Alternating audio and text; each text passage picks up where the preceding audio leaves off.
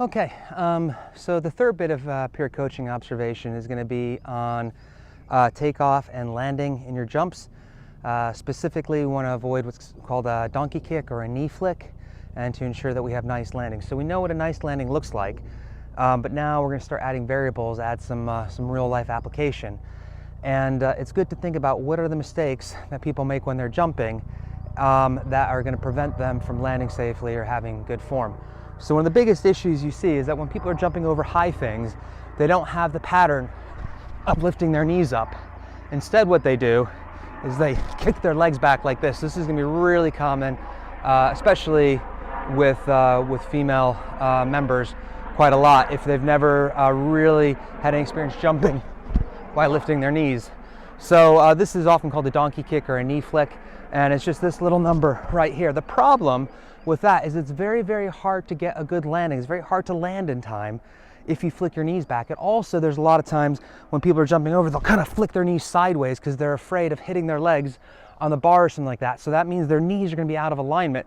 So when they land, it's going to be much, much harder for them to get that nice, solid, balanced landing position. So the first thing we need to do is we need to get people comfortable lifting up their legs when they're jumping like that, rather than flicking their knees out. And you can just see, okay, if I just practice jumping like that, I'm not lifting my knees up super high, but that's going to feel much, much better than if you do this and every single time you flick your legs back, it's very hard to get back into a good position.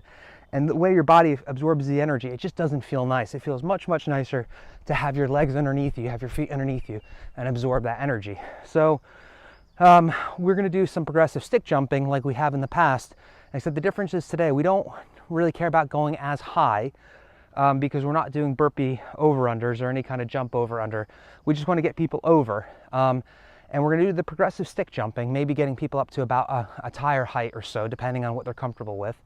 You can scale as you need to.